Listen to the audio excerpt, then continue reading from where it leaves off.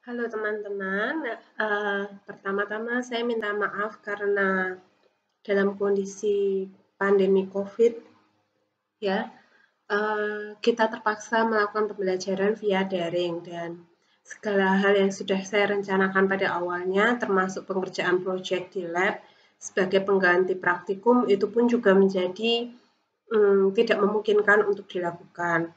Namun terkait dengan uh,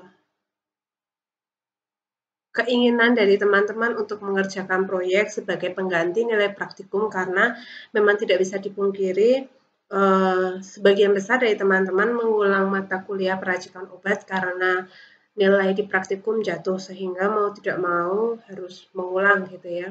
Nah, untuk mengantisipasi hal tersebut saya tetap akan mengadakan proyek ya, yang mana proyek ini dikerjakan tetap berkelompok untuk meringankan beban kerja teman-teman ya, untuk meringankan beban kerja teman-teman. Kemudian nanti kita akan melakukan pengkajian ya, semacam saya sih maunya awalnya ketika saya merencanakan proyek itu kalian saya minta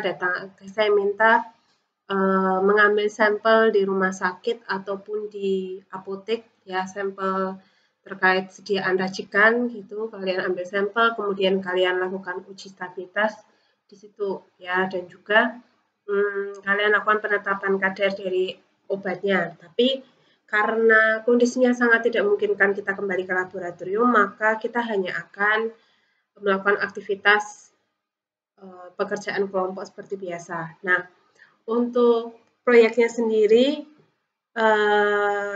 awalnya saya memikirkan apakah akan saya buat semacam tugas presentasi, tapi saya rasa nanti kurang sesuai juga. Jadi mungkin yang paling mendekati yang bisa saya lakukan yang mirip, yang mungkin akan bisa menggambarkan seperti apa yang saya harapkan ketika kalian proyek di lab adalah bagi teman-teman yang angkatan 2017 mungkin sudah pernah melakukan yaitu pengkajian stabilitas dan inkompatibilitas, tapi tidak hanya terbatas inkompatibilitas dan juga stabilitas. Jadi nanti teman-teman akan saya berikan resep untuk tiap kelompok ya. Yang jelas kelompok sudah saya bagi ya, masing-masing dari kalian, masing-masing dari kelompok itu nanti saya minta untuk menjawab beberapa pertanyaan pemicu yang sudah saya berikan ya. Dari pertanyaan-pertanyaan tersebut silakan dijawab, dibuat makalah singkat ya. Maksimal makalahnya terdiri dari 6 halaman konten ya. 6 halaman konten itu berarti tidak termasuk pustaka dan juga tidak termasuk cover ya. Nah, yang mana nanti dari kalian akan mendapatkan sebuah resep. Kebetulan resepnya semuanya sediaan cair ya. Nanti kalian akan saya minta untuk melakukan analisis dari beberapa aspek ya. Kemudian ada juga setelah kalian buat makalah, saya minta kalian untuk rencananya nanti kita akan interaktif ya, video call untuk karena kalau nggak salah ada berapa kelompok ya?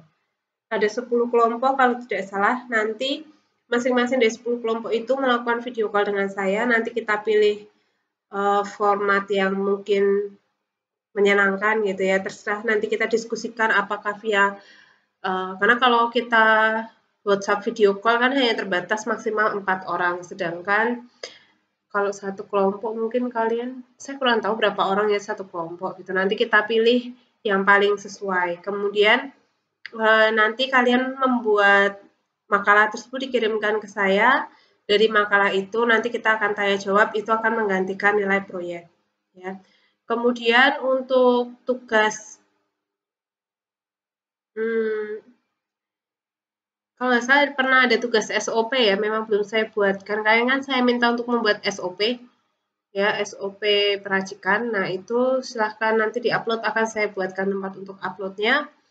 Kemudian seperti rencana sebelumnya untuk pengerjaan proyek kan memang rencananya saya potongkan dari waktu kuliah ya. Ingat nggak dulu itu saya pernah ngomong kalau kuliahnya sengaja saya cepetin supaya kalian di akhir bisa ngerjain proyek. Nah, ternyata dampaknya malah ketika kuliahnya dipercepat, kita jadi kosongnya banyak besok. Maksudnya tidak ada aktivitas yang terkait dengan materi karena fokusnya di proyek gitu. Tapi it's okay, besok kita akan reschedule lagi bagaimana baiknya. Yang jelas untuk di akhir sama seperti rencana sebelumnya, ujian yang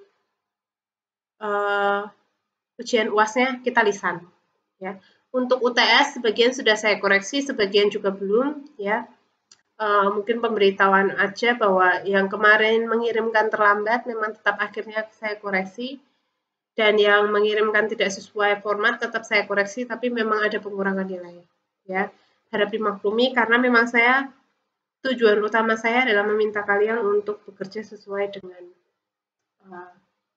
rules yang sudah ditetapkan. Gitu ya. Semoga video ini, pengantar singkat ini bisa bisa sedikit memberikan pencerahan tentang proyek yang akan kita lakukan besok gitu ya. Akan saya tuliskan di belajar, silahkan dipahami, kalau ada yang bingung silahkan ditanyakan. Oke, sukses, jaga kesehatan.